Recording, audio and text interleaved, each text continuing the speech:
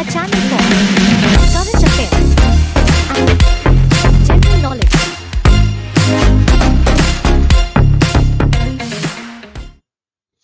Hi എല്ലാവർക്കും നമസ്കാരം. പുതിയൊരു വീഡിയോയിലേക്ക് സ്വാഗതം.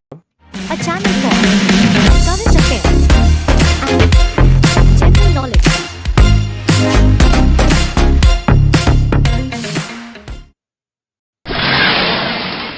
ഇന്ന് നമ്മൾ പറയാൻ പോകുന്നത് മാർച്ച് 9 മുതൽ 12 വരെയുള്ള കറണ്ട് അഫയേഴ്സിനെ പറ്റിയിട്ടാണ്. അപ്പോൾ നമുക്ക് വീഡിയോയിലേക്ക് കിടക്കാം. ആദ്യം തന്നെ നമുക്കറിയാം, പേപ്പറിൽ വന്നൊരു പ്രധാനപ്പെട്ട വാർത്തയാണ് ഈ DA, അതായത് സെൻട്രൽ ഗവൺമെൻറ് എംപ്ലോയീസിൻ്റെ DA ഇൻക്രീസ് ചെയ്യുന്നതിനെ പറ്റിയിട്ട്.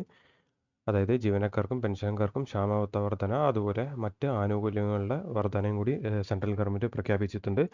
അതായത് DAയിൽ 4% 4% ഇൻക്രീസും, അതുപോലെ തന്നെ ബേസിക് പേയിൽ ഒരു 50% വർധനയാണ് ഇപ്പോൾ അവരുദ്ദേശിക്കുന്നത്.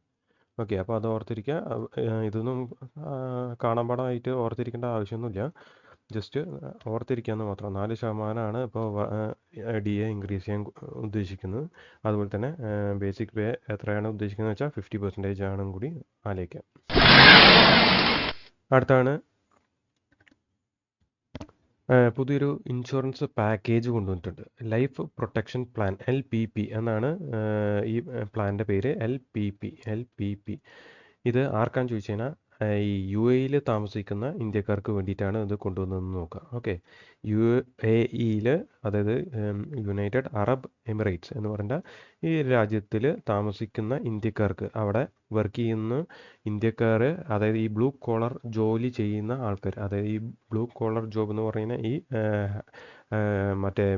അതായത് ശാരീരികമായിട്ട് പ്രവർത്തിക്കേണ്ട ചില പണികളുണ്ടല്ലോ, അപ്പോൾ അമ്മാരി പണിയിൽ ഏർപ്പെടുന്ന ഇന്ത്യക്കാർക്ക് വേണ്ടിയിട്ടാണ് ഈ പദ്ധതി കൊണ്ടുവന്നത് നോക്കുക. ഏത് പദ്ധതി? മീൻസ് ലൈഫ് ഇൻഷുറൻസ് പദ്ധതി. ആ ഇൻഷുറൻസ് സ്കീമിൻ്റെ പേരാണ് ലൈഫ് പ്രൊട്ടക്ഷൻ പ്ലാൻ. ഇത് കൊണ്ടുവന്നത് ഇന്ത്യൻ കോൺസുലേറ്റ് തന്നെയാണ്. ദുബായിലുള്ള ഇന്ത്യൻ കോൺസുലേറ്റ് ആണ് ഈ ഒരു ലൈഫ് പ്രൊട്ടക്ഷൻ പ്ലാൻ എന്ന് പറഞ്ഞിട്ടുള്ള ഒരു ഇത് കൊണ്ടുവന്നതെന്നും കൂടി നോക്കുക. അത് ഇന്ത്യയിൽ വർക്ക് ചെയ്യുന്ന UAEക്കാർക്ക് വേണ്ടിയിട്ടാണെന്നും കൂടി നോക്കുക. അടുത്താണ് software technology parks of India, STPI, അതായത് software technology parks of India എന്ന് പറഞ്ഞിട്ടുള്ള സെൻറ്റർ ആരംഭിച്ചിട്ടുണ്ട്. അത് എവിടെയൊക്കെയാണെന്ന് ചോദിച്ചാൽ 1 കൊച്ചി, 2 തിരുവനന്തപുരത്താണ് കൂടി നോക്കുക. So software technology parks of India centre എവിടെയൊക്കെയാണെന്ന് ചോദിച്ചാൽ കൊച്ചി, തിരുവനന്തപുരം. അടുത്താണ് ഇന്ത്യ ഒരു വെഡ്ഡിംഗ് ലൊക്കേഷനാക്കി മാറ്റാൻ വേണ്ടിയിട്ട് ആരംഭിച്ച പദ്ധതിയാണ് വെഡ് ഇൻ ഇന്ത്യ എന്ന് പറഞ്ഞിട്ടുള്ള ഒരു scheme. Okay, wed in India, അതായത് the plan to make India a prime wedding destination.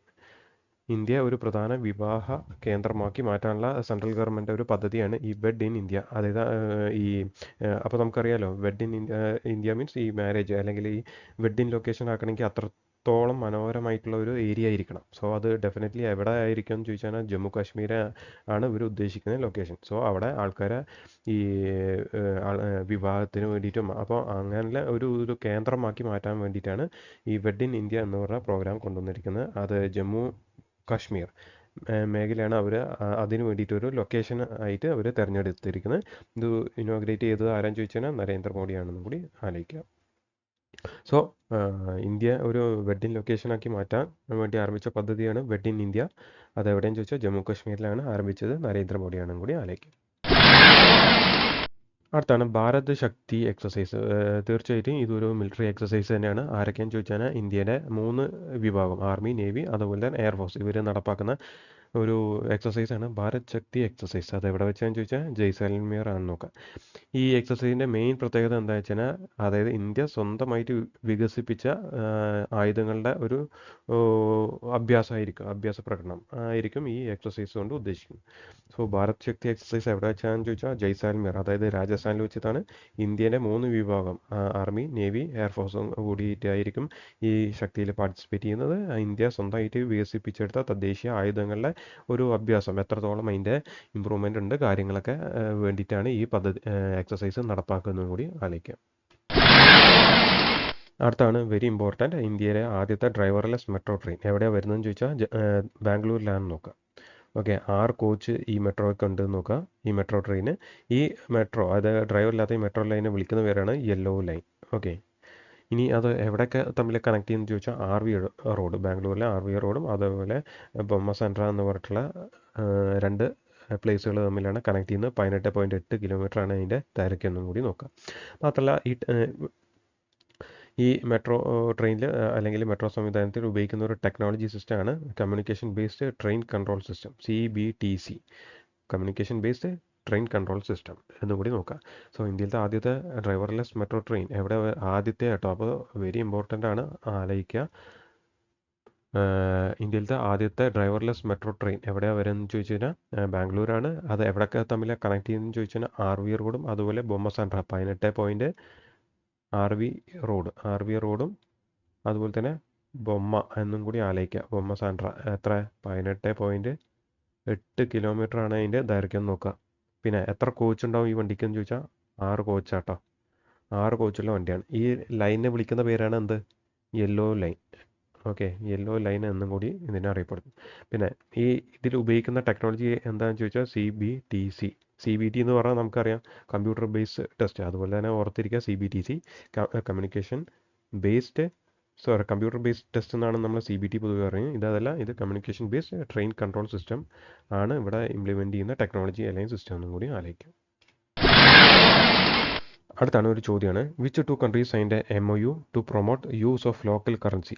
ഈ ലോക്കൽ കറൻസി പ്രൊമോട്ട് ചെയ്യാൻ വേണ്ടിയിട്ട് ഏതൊക്കെ രാജ്യങ്ങൾ തമ്മിലാണ് കരാറിൽ ഏർപ്പെട്ടതെന്നാണ്. ഇത് നമ്മൾ കഴിഞ്ഞ വീഡിയോയിൽ നമ്മൾ പറഞ്ഞതാണ്.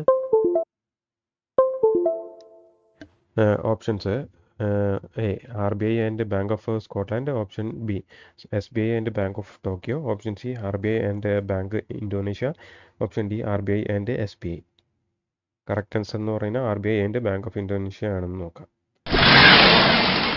അടുത്താണ്, അതായത് ഫോർമുല 1 കാർ റേസ്. നമ്മൾ ഇതുമായിട്ട് ബന്ധപ്പെട്ട് നമ്മൾ പറഞ്ഞിരുന്നത് എന്താണ് ഫോർമുല 1 കാർ റേസ് എന്നുള്ളതൊക്കെ. സോ ഈ ഫോർമുല 1 കാർ റേസിന് വേണ്ടിയിട്ടുള്ള ഫ്യൂവൽ ഇന്ത്യയിൽ ഉൽപ്പാദിപ്പിക്കേണ്ടത് അതാരാന്ന് ചോദിച്ചാൽ IOC ആണെന്ന് നോക്കാം. ഓക്കെ, സോ ഫോർമുല 1 കാർ റേസിന് വേണ്ടിയിട്ടുള്ള ഫ്യൂവൽ ഡെവലപ്പ് ചെയ്യുന്ന ആരാന്ന് ചോദിച്ചാൽ IOC ആണ്, ഇന്ത്യൻ ഓയിൽ കോർപ്പറേഷൻ. ഇവരുടെ പുതിയൊരു പെട്രോളിൻ്റെ പേരാണ് സ്റ്റോം. ഓക്കെ, അത് ഓർത്തിരിക്കുക. സ്റ്റോം എന്ന പെട്രോൾ കൊണ്ടുവന്ന ആരാന്ന് ചോദിച്ചാൽ IOC ആണെന്ന് നോക്കാം. അടുത്താണ് കുറച്ച് ഇമ്പോർട്ടൻറ്റ് ഡേയ്സിനെ പറ്റിയിട്ടാണ് നമുക്ക് പറയാനുള്ളത്. ഈ മാർച്ച് 7 എന്ത് ദിവസമാണെന്ന് ചോദിച്ചാൽ ജൻ ഔഷധി ദിവസമാണെന്ന് നോക്കാം. ഇത് 2019 മുതലാണ് ആരംഭിച്ചതെന്നും കൂടി നോക്കാം. സോ ജൻ ഔഷധി ദിവസം എന്താണെന്ന് ചോദിച്ചാൽ മാർച്ച് 7 ആണ്. അതായത് 2019 ഇലക്ഷന് ശേഷമാണെന്ന് ആലോചിച്ചാൽ മതി. ജൻ ഔഷധി ദിവസം എന്താണെന്ന് ചോദിച്ചാൽ മാർച്ച് 7 എന്ന് ആലോചിക്കാം. അതേപോലെ തന്നെ അടുത്തതാണ് മാർച്ച് 8 ഉള്ള പ്രധാനപ്പെട്ടതാണ്, നമുക്ക് എല്ലാവർക്കും അറിയാം, ഇൻ്റർനാഷണൽ വുമൻസ് ഡേ. അതിൻ്റെ തീം എന്താണെന്ന് ചോദിച്ചു കഴിഞ്ഞാൽ invest in woman accelerate progress. നമ്മൾ കഴിഞ്ഞ തവണ പറഞ്ഞതാണ്, invest in woman accelerate progress. അതായത് സ്ത്രീകളിൽ നിന്ന് നിക്ഷേപിക്കുക, പുരോഗതി ത്വരിതപ്പെടുത്തുക. അടുത്താണ് international day of women's judge. അത് എന്താണെന്ന് ചോദിച്ചാൽ March 10. Okay, international day of women എന്താണെന്ന് ചോദിച്ചാൽ മാർച്ച് 8ആണ്. എന്നാൽ വുമൺ ജഡ്ജസിൻ്റെ ഡേ എന്താണെന്ന് ചോദിച്ചാൽ മാർച്ച് 10 നോക്കുക. അപ്പോൾ അതിൻ്റെ തീം എന്താണെന്ന് ചോദിച്ചാൽ woman in justice, woman for justice. Okay, woman in justice, woman for justice എന്നാണെന്ന് കൂടി നോക്കുക. അടുത്താണ് CISF റേസ് ഇന്ത്യ. അതെന്ന് ചോദിച്ചാൽ മാർച്ച് 10 തന്നെയാണ്. 1969 മുതലാണ് ആചരിക്കുന്നത്. അത് മിനിസ്ട്രി ഓഫ് ഹോം അഫയേഴ്സിൻ്റെ കീഴിലാണ് ഈ CISF എന്നും കൂടി ആലോചിച്ചിരിക്കുക. അടുത്താണ് വേൾഡ് പ്ലംബിംഗ് ഡേ. എന്താണെന്ന് ചോദിച്ചാൽ മാർച്ച് 11. എന്തോ ജസ്റ്റ് ഒന്ന് ഓർത്തിരുന്നാൽ മതി. മാർച്ച് 11 എന്താണെന്ന് ചോദിച്ചാൽ പ്ലംബിംഗ് ഡേ ആണെന്ന് നോക്കാം. അടുത്താണ് മാർച്ച് 13. അത് വേറൊന്നുമല്ല, നോ സ്മോക്കിംഗ് ഡേ. അതായത് സ്മോക്ക് ചെയ്യാൻ പാടില്ല എന്ന് പറഞ്ഞിട്ടുള്ള ഒരു ദിവസമാണ് ഈ നോ സ്മോക്കിംഗ് ഡേ എന്ന് ആലോചിക്കാം. ഓക്കെ, നോ സ്മോക്കിംഗ് ഡേ എന്താണെന്ന് ചോദിച്ചാൽ മാർച്ച് 13 നോക്കുക. Protecting children from tobacco interference എന്നാണ്. ഇത് ആക്ച്വലി ആചരിക്കുക എന്താണെന്ന് ചോദിച്ചു കഴിഞ്ഞാൽ മാർച്ചിലെ 2ാമത്തെ വെനസ്ഡേ ആണ് നോക്കുക. ഓക്കെ, ഇപ്രാവശ്യം അത് വന്നത് മാർച്ച് 13 നോക്കുക. ഇത് സ്ഥിരം ഈ ദിവസം ആവണമെന്ന് നിർബന്ധമില്ല. സോ ഇമ്പോർട്ടൻറ്റ് ഡേയ്സ് എന്താണെന്ന് ചോദിച്ചാൽ മാർച്ച് ഏതാണെന്ന് ചോദിച്ചാൽ ജൻ ഔഷധി ദിവസം ഇമ്പോർട്ടൻ്റ് ആണ്, സെൻട്രൽ ഗവൺമെൻറ് ആരംഭിച്ചാണ്. അപ്പോൾ ജൻ ഔഷധി ദിവസം മാർച്ച് 7 നോക്കുക. മാർച്ച് 8 ഇൻ്റർനാഷണൽ വുമൻസ് ഡേ ആണ്, invest in woman accelerate progress എന്നാണ്. അതേപോലെ തന്നെ ഇൻ്റർനാഷണൽ ഡേ വുമൺ ജഡ്ജസ് എന്താണെന്ന് ചോദിച്ചാൽ മാർച്ച് 10ആണ്, woman in justice, woman for justice. March 10 വേറൊരു എണ്ണാണ് CISF റേസിംഗ് ഡേ അല്ലേ. 1969 മുതൽ ആചരിക്കുന്നു. MHA അതായത് മിനിസ്ട്രി ഓഫ് ഹോം അഫയേഴ്സിൻ്റെ കീഴിലാണ് ഈ CISF വരുന്നതും കൂടി ആലോചിക്കുക. പിന്നെ പ്ലംബിംഗ് ഡേ മാർച്ച് 11. അതുപോലെ തന്നെ നോ സ്മോക്കിംഗ് ഡേ അല്ലേ, protecting children for the tobacco industry എന്നാണെന്ന് ചോദിച്ചാൽ March 13 പ്രധാനപ്പെട്ടത് എന്താണെന്ന് ചോദിച്ചു കഴിഞ്ഞാൽ സെക്കൻഡ് വെനസ്ഡേ ആയിരിക്കും അല്ലേ, മാർച്ചിലെ രണ്ടാമത്തെ വെനസ്ഡേ ആയിരിക്കും എന്ത് ഈ സ്നോ സ്മോക്കിംഗ് ഡേ എന്നും കൂടി ആലോചിക്കുക.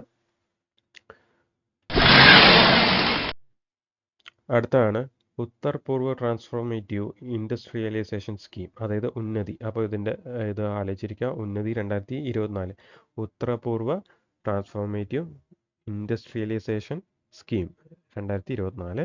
ഇത് ആരംഭിച്ച ഏത് വകുപ്പെന്ന് ചോദിച്ചാൽ കോമേഴ്സ് ആൻഡ് ഇൻഡസ്ട്രീസ് വകുപ്പാണ് ആരംഭിച്ചത്. നോക്കുക, ഇൻഡസ്ട്രിയലൈസേഷൻ എന്ന് കാണുമ്പോൾ തന്നെ നമുക്കറിയാം ഇത് ഏത് വകുപ്പാണെന്നുള്ളത് MCI വകുപ്പാണെന്ന് നോക്കാം. ഇത് നോർത്ത് ഈസ്റ്റ്, ഉത്തര പൂർവ്വ ഇതിൽ പറഞ്ഞിട്ടുണ്ട്. ഉത്തരം എന്ന് പറഞ്ഞു കഴിഞ്ഞാൽ എന്താ, നോർത്ത് എന്നാണ് അർത്ഥം. ഉത്തര പൂർവം ഇത് പശ്ചിമം അല്ലേ, വെസ്റ്റ്. അതുപോലെ തന്നെ പൂർവ്വതീരം അല്ലേ, അപ്പോൾ അതെന്താ ഈസ്റ്റ്. സോ ഉത്തര പൂർവ്വം എന്ന് പറഞ്ഞാൽ നോർത്ത് ഈസ്റ്റ് ഏരിയയിലത്തെ ഡെവലപ്മെൻറ്റിന് വേണ്ടിയിട്ട് തന്നെയാണ്. അപ്പോൾ ഇതൊന്നും നമുക്ക് മനസ്സിലാവില്ല. So development in north east area. അപ്പോൾ എന്താ ഇതിന് 10 കൊല്ലത്തേക്ക് 10,037 കോടി രൂപയാണ് എന്ത് ഇതിന് മാറ്റി വെച്ചിരിക്കുന്നത് നോക്കുക. സോ ഉത്തരപൂർവ്വ ട്രാൻസ്ഫോർമേറ്റീവ് ഇൻഡസ്ട്രിയലൈസേഷൻ സ്കീം, ഉന്നതി സ്കീം നോർത്ത് ഈസ്റ്റ് ഏരിയയിലേക്കാണ് നോക്കുക. ഉന്നതി എന്ന് പറയും. മിനിസ്ട്രി ഓഫ് കോമേഴ്സ് ഇൻഡസ്ട്രിയാണ് ഇത് ആരംഭിക്കുന്നത് നോക്കുക. 10,037 കോടി രൂപ അല്ലെങ്കിൽ 10,000 കോടി രൂപയാണ് 10 കൊല്ലത്തേക്ക് വേണ്ടി ഈ സ്കീമിന് വേണ്ടി മാറ്റി വെക്കുന്നതും കൂടി ഓർക്കുക. അടുത്താണ് India UK achievers award in London നേടിയത് ആരാന്ന് ചോദിച്ചാൽ അസ്മ ഖാനും അതുപോലെ സോയ അക്തറാണും കൂടി നോക്കാം. ഇന്ത്യ UK അച്ചീവേഴ്സ് അവാർഡ് നേടിയത് ആരൊക്കെയാന്ന് ചോദിച്ചാൽ സോയ അക്തറും അതുപോലെ തന്നെ അസ്മ ഖാനാണും കൂടി നോക്കാം. അടുത്താണ് ഇന്ത്യസ് ഹെവിയസ്റ്റ് ലോഞ്ച് വെഹിക്കിൾ ഏതാണെന്ന് ചോദിച്ചാൽ LVM 3 ആണെന്ന് നോക്കാം. So India's heaviest launch vehicle LVM 3 ആണെന്ന് നോക്കാം. അതുപോലെ തന്നെ ഇന്ത്യ ആർട്ടിഫിഷ്യൽ ഇൻ്റലിജൻസ് മിഷന് വേണ്ടിയിട്ട് ചിലവാക്കുന്ന പൈസ എത്രയാണെന്ന് ചോദിച്ചാൽ 10,372 കോടി രൂപയാണെന്ന് നോക്കാം. ഓക്കെ, AIക്ക് വേണ്ടിയിട്ട് ഇന്ത്യ മാറ്റിവെക്കുന്ന പദ്ധതി എത്ര കോടിയാണെന്ന് ചോദിച്ചാൽ 10,372 കോടി രൂപയാണെന്ന് നോക്കാം. അടുത്താണ് ലോകത്തിലത്തെ ഏറ്റവും വലിയ ലിറ്ററേച്ചർ ഫെസ്റ്റിവൽ ഏതാണെന്ന് ചോദിച്ചു കഴിഞ്ഞാൽ സാഹിത്യോത്സവമാണെന്ന് നോക്കാം. സാഹിത്യോത്സവമാണെന്ന് നോക്കാം. അടുത്താണ് ഫെബ്രുവരി 28 കേന്ദ്ര പരിസ്ഥിതി മന്ത്രാലയം പുറത്തിറക്കിയ living animal species reporting and registration rules 2024 convention വ്യവസ്ഥകൾ നടപ്പിലാക്കാനും വംശനാശ ഭീഷണി നേരിടുന്ന വന്യജീവികളുടെ സംരക്ഷണം ഉറപ്പാക്കാനും ലക്ഷ്യമിടുന്നു. സോ ഇത് ഞാൻ പറയാൻ കാരണം എന്താ വെച്ചാൽ ഈ റൂൾ ഒന്ന് ഓർത്തിരിക്കാൻ വേണ്ടിയിട്ടാണ്. Living animal species LAS living animal species reporting and registration rules 2024 ഇതെന്തിനാന്ന് ചോദിച്ചു കഴിഞ്ഞാൽ ഈ വന്യജീവികളുടെ വംശനാശം തടയാനും സംരക്ഷിക്കാനും വേണ്ടിയിട്ട് ആരംഭിച്ചതാണെന്ന് നോക്കുക. Living animal species reporting and registration rules 2024 എന്തിനാന്ന് ചോദിച്ചാൽ വന്യജീവിയുടെ സംരക്ഷണത്തിനും വംശനാശം തടയാനും വേണ്ടിയിട്ടാണ് നോക്കുക. സോ ഇന്ത്യയിലെ ഏറ്റവും heaviest launch vehicle LVM 3 artificial മിഷന് 10,372 കോടി രൂപയാണ് മാറ്റിവെക്കുന്നത്. ലോകത്തിലത്തെ ഏറ്റവും വലിയ ലിറ്ററേച്ചർ ഫെസ്റ്റിവൽ ഏതാണെന്ന് ചോദിച്ചാൽ സാഹിത്യോത്സവം നോക്കുക. അതുപോലെ തന്നെ വംശനാശ ഭീഷണിയൊക്കെ തടയാൻ വേണ്ടിയിട്ട് പരിസ്ഥിതി മന്ത്രാലയം ഇറക്കിയ ഒരു പുതിയ ഉത്തരവാണ് എന്ത് living animal species registration and reporting rules 2024. അടുത്താണ് agriculture integrated command and control എന്ന് പറഞ്ഞിട്ടൊരു സംവിധാനം ആരംഭിച്ചിട്ടുണ്ട്. അത് ആരംഭിച്ചത് നമുക്ക് ഇതിൽ തന്നെ കിട്ടും. അഗ്രികൾച്ചർ മിനിസ്ട്രി, അതിൻ്റെ മിനിസ്റ്റർ ആയിട്ടുള്ള അർജുൻ മുണ്ടയാണ് നോക്കുക. എവിടെയാണെന്ന് ചോദിച്ചാൽ ഡൽഹിയിലാണ്, കൃഷി ഭവൻ ന്യൂഡൽഹിയിലാണ് ഇത് ആരംഭിച്ചതെന്ന് കൂടി നോക്കാം. So agriculture integrated command and control എവിടെയാണെന്ന് ചോദിച്ചാൽ കൃഷി ഭവൻ ന്യൂഡൽഹിയിലാണ് നോക്കുക. അർജുൻ മുണ്ടയാണ് ഇപ്പോഴത്തെ അഗ്രികൾച്ചർ മിനിസ്റ്ററും കൂടി നോക്കുക. അപ്പോൾ അദ്ദേഹമാണ് ഇത് ഇൻ്റഗ്രേറ്റ് ചെയ്തതും കൂടി നോക്കാം. അടുത്താണ് നാഷണൽ ആർക്കൈവ്സ് ഓഫ് ഇന്ത്യൻ്റെ 134ാമത്തെ വാർഷികമാണ് ഈ കൊല്ലം ആരംഭിച്ചത് നോക്കുക, ആചരിച്ചത്. ഓക്കെ, നാഷണൽ ആർക്കൈവ്സ് ഓഫ് ഇന്ത്യൻ്റെ 134ാമത്തെ ഫൗണ്ടേഷൻ ഡേ. അതുപോലെ തന്നെയാണ് നമ്മളെ കഴിഞ്ഞ വീഡിയോയിൽ നമ്മൾ പറഞ്ഞിരുന്നു, അതായത് അരുണാചൽ പ്രദേശിൻ്റെ 26ാമത്തെ ജില്ല ഏതാണെന്നുള്ളത് കെയി പാന്യൂർ. നമ്മൾ കഴിഞ്ഞ വീഡിയോയിലൊക്കെ പറഞ്ഞാണ് കെയി പാന്യൂർ. അതേപോലെ തന്നെ അവിടുത്തെ 27ാമത്തെ ജില്ലയായിട്ട് വേറെ വന്നിട്ടുണ്ട്, അതാണ് ബെയ്ച്ചോം അല്ലെങ്കിൽ ബിച്ചോം. സോ അരുണാചൽ പ്രദേശിൻ്റെ 26ാമത്തെ ജില്ലയാണ് കെയി പാന്യൂർ. അതിൻ്റെ 27ാമത്തെ ഏതാണെന്ന് ചോദിച്ചാൽ ബൈച്ചോം അല്ലെങ്കിൽ ബിച്ചോം ആണെന്ന് നോക്കാം.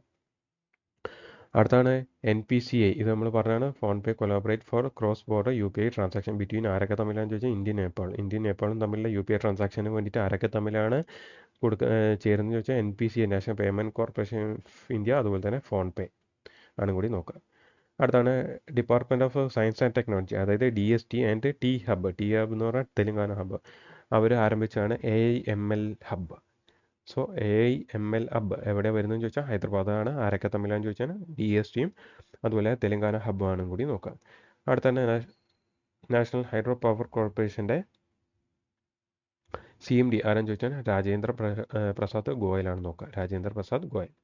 അടുത്താണ് മീസിൽസ് ആൻഡ് റൂബെല്ല അവാർഡ് നേടിയത് ആരാന്ന് ചോദിച്ചാൽ ഇന്ത്യയാണ്. ഇത് ministry of health and family welfare affairs മിനിസ്ട്രിക്ക് ബിഹാഫ്സിലാണ് ഇന്ത്യക്ക് കിട്ടിയത് നോക്കുക. അല്ലെങ്കിൽ ഏത് വകുപ്പിനാന്ന് ചോദിച്ചാൽ ministry of health and family അഫയേഴ്സിനാണ് കൂടി നോക്കുക. ഇന്ത്യക്കാണ് കിട്ടിയത് നോക്കുക.